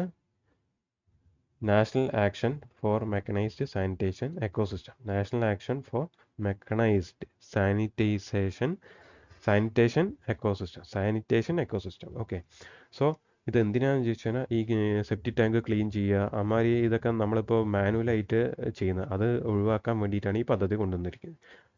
സെപ്റ്റിക് ടാങ്ക് വൃത്തിയാക്കുക എന്നിവയുടെ അപകടമായ സമ്പ്രദായം ഇല്ലാതാക്കുക, അല്ലേ? ഇപ്പോൾ ഈ അടുത്ത കോടതി പോലും പറഞ്ഞിട്ടുണ്ട് അവരെ മനുഷ്യരായിട്ട് കണക്കാക്കിയിട്ട് പ്രവർത്തിക്കണം എന്ന് പറഞ്ഞിട്ട്. അതായത് ഇമാതിരി മാനുവലായിട്ട് ആൾക്കാരെ കൊണ്ട് ഇതൊക്കെ സെപ്റ്റിക് ടാങ്കും ഈ കക്കൂസും ഇതൊക്കെ വൃത്തിയാക്കുന്നതൊക്കെ ഒഴിവാക്കുക. അതിനൊക്കെ വേണ്ടിയിട്ടാണ് ഈ സ്കീം കൊണ്ടുവന്നിരിക്കുന്നത്. നമസ്തേ എന്നാണ് സ്കീമിൻ്റെ പേര്, അതായത് national action for mechanised sanitation ecosystem. ഇത് ആരൊക്കെ തമ്മിലാണ് ഈ പദ്ധതി നടപ്പാക്കുന്നത് ചോദിച്ചാൽ സോഷ്യൽ ജസ്റ്റിസ് മിനിസ്ട്രിയും അതുപോലെ ഹൗസിംഗ് ആൻഡ് അർബൻ അഫയേഴ്സ് എന്നും കൂടി ആലോചിക്കുക. ഇത് ഓർത്തിരിക്കാൻ, ഈ കക്കൂസ് പോലുള്ള ഇതൊക്കെ നമ്മുടെ വീടുകളിലാണല്ലോ നടപ്പാക്കുന്നത്, അല്ലേ? ഹൗസ് മാത്രമല്ല ഇവർക്ക് ഒരു നീതി കൊടുക്കണ്ടേ ഈ ഇമാതിരി ചെയ്യുന്നവർക്ക്, ജസ്റ്റിസ്, അല്ലേ? അപ്പോൾ സോഷ്യൽ ജസ്റ്റിസ്. സോ ഇത് ആരൊക്കെ തമ്മിലാണ് നടപ്പാക്കാന്ന് ചോദിച്ചാൽ ഹൗസിംഗ് മിനിസ്ട്രിയും ജസ്റ്റിസ് മിനിസ്ട്രിയാണെന്നും കൂടി നോക്കാം. അടുത്താണ് മാക്ട് എന്ന് പറഞ്ഞിട്ടൊരു സ്കീം കൊണ്ടുവന്നിട്ടുണ്ട്. അതായത് machine learning and artificial intelligence technology hub. അത് എവിടെയാണ്, ആരൊക്കെ തമ്മിലാണെന്ന് ചോദിച്ചാൽ ഇത് നമ്മൾ പറഞ്ഞിരുന്നു. അതായത് DST, department of science and technology, തെലങ്കാനയിലെ ടി ഹബ്ബും കൂടി ചേർത്താൻ നടപ്പാക്കുന്നത് പറഞ്ഞിരുന്നു. ജോബ് ഓപ്പർച്യൂണിറ്റി അതുപോലെ ഇന്നോവേഷൻ ഇതിന് വേണ്ടിയിട്ടാണെന്നും കൂടി നോക്കാം. സോ മാത്ത് ഹബ്ബ് ആരൊക്കെ, DST അതുപോലെ തന്നെ ടി ഹബ്ബ് കൂടിയാണ് ഇത് നടപ്പാക്കുന്നത് നോക്കാം. ഈ ഫുൾ ഫോം ആയിട്ടുള്ള machine learning and artificial intelligence technology hub, ഈ ഫുൾ ഫോം ഓർത്തിരിക്കുക. ഓക്കെ, ഇത് ഓർത്തിരിക്കുക. അടുത്താണ് ഈ അടുത്ത് നേടിയതാണ് French Open men's double title നേടിയത് ആരാന്ന് ചോദിച്ചാൽ ചിരാഗ് ഷെട്ടിയും റങ്കി റെഡ്ഡിയാണെന്നും കൂടി നോക്കാം. സോ ഫ്രഞ്ച് ഓപ്പൺ ഡബിൾസ് നേടിയത് ചിരാഗ് ഷെട്ടിയും റങ്കി റെഡ്ഡിയാണെന്നും കൂടി നോക്കാം. അടുത്താണ് ഒരു ചോദ്യം, which is the first state in India to introduce a women's policy? ഇന്ത്യയിലത്തെ ഏത് സ്റ്റേറ്റാണ് ആദ്യമായിട്ട് ഒരു വനിതകൾക്ക് വേണ്ടിയിട്ട് ഒരു പോളിസി നയം കൊണ്ടുവന്നതെന്നാണ്. Option A Maharashtra, option B Gujarat, option C Kerala, option D Orissa. ഈ ഓപ്ഷൻ കേൾക്കുമ്പോൾ ആദ്യം പേരും കേരളത്തിലേക്കാണ് പോവുക, പക്ഷേ അല്ല. കറക്റ്റ് ആൻസർ എന്ന് പറഞ്ഞാൽ മഹാരാഷ്ട്രയാണ്. ഇത് മഹാരാഷ്ട്രേൻ്റെ 4ാമത്തെ പോളിസിയാണ്. ഓക്കെ, 4ാമത്തെ പോളിസിയാണ് എന്തിന്, ഫോർ വുമൺ, വനിതകൾക്ക് വേണ്ടിയിട്ടുള്ള 3ാമത്തെ പോളിസിയാണ് ഈ മഹാരാഷ്ട്ര ഗവൺമെൻറ് കൊണ്ടുവരുന്നതെന്ന് നോക്കാം. അടുത്താണ് മഹത്വാരി വന്ദന യോജന. ഇത് മഹത്വാരി വന്ദന യോജന ഇത് ആരംഭിച്ചത് ഏത് സംസ്ഥാനം ചോദിച്ചാൽ ഛത്തീസ്ഗഡിലാണ്. ഈ സ്കീമിൻ്റെ ലക്ഷ്യം എന്താ വെച്ച് കഴിഞ്ഞാൽ 1000 രൂപ വെച്ചിട്ട് വനിതകൾക്ക് കൊടുക്കുക, ഫൈനാൻഷ്യൽ അസിസ്റ്റൻസ് ടു വുമൺ, വനിതകൾക്ക് 1000 രൂപ വെച്ച് കൊടുക്കുക. അതിന് വേണ്ടിയിട്ട് ഇപ്പോൾ ഏതാണ്ട് 1000 രൂപ വെച്ചിട്ട് 70 ലക്ഷത്തോളം വനിതകൾക്ക് വേണ്ടിയിട്ട് ഇപ്പം തന്നെ ഈ പൈസ മാറ്റി വെക്കുകയും ചെയ്തിട്ടുണ്ടെന്ന് നോക്കുക. സോ മഹത്വാരി വന്ദന സ്കീം പ്രകാരം ഛത്തീസ്ഗഡിലാണ് ആരംഭിച്ചത്. നരേന്ദ്രമോദിയാണ് അത് ഇനോഗ്രേറ്റ് ചെയ്ത് 1000 രൂപ വെച്ചിട്ട് വനിതകൾക്ക് മാസം തോറും കൊടുക്കുക, പെർ മന്ത് ആട്ടോ, മാസം തോറും കൊടുക്കുക. അതാണ് ഈ സ്കീമിൻ്റെ ലക്ഷ്യം. അടുത്താണ് വേൾഡ്സ് ലാർജസ്റ്റ് അല്ലെങ്കിൽ world's first large scale mechanised tropical sea weed farm. Tropical sea weed farm, അതായത് വേറൊന്നുമല്ല, വലിയ തോതിലുള്ള യന്ത്രവൽകൃത ഉഷ്ണമേഖല കടൽ പായൽ ഫാം. അതാണ് ഇത് കൊണ്ട് ഉദ്ദേശിക്കുന്നത്. മെക്കനൈസ്ഡ് എന്ന് പറഞ്ഞാൽ യന്ത്രവൽകൃതം, അല്ലേ? മെക്കനൈസ്ഡ് ട്രോപ്പിക്കൽ എന്ന് പറഞ്ഞാൽ ഉഷ്ണമേഖല, അതുപോലെ സീവീഡ് ഫാം. സീവീഡ് എന്ന് പറഞ്ഞു കഴിഞ്ഞാൽ എന്താ വെച്ചാൽ കടൽ പായൽ എന്നാണ് ഇതിൻ്റെ അർത്ഥം. കടൽ പായൽ എവിടെ വരുന്നത് എന്ന് ചോദിച്ചു കഴിഞ്ഞാൽ ഇന്തോനേഷ്യയിലെ ലോംബോക്കിലാണ് ആരംഭിക്കാൻ ചോദിച്ചു കഴിഞ്ഞാൽ C6 എനർജിയാണ് കൂടി നോക്കുക. So world's largest seaweed farm ഇന്തോനേഷ്യയിലെ ലോംബോക്കിലാണ്. C6 എനർജിയാണ് ഇത് ആരംഭിക്കുന്നതും കൂടി നോക്കുക.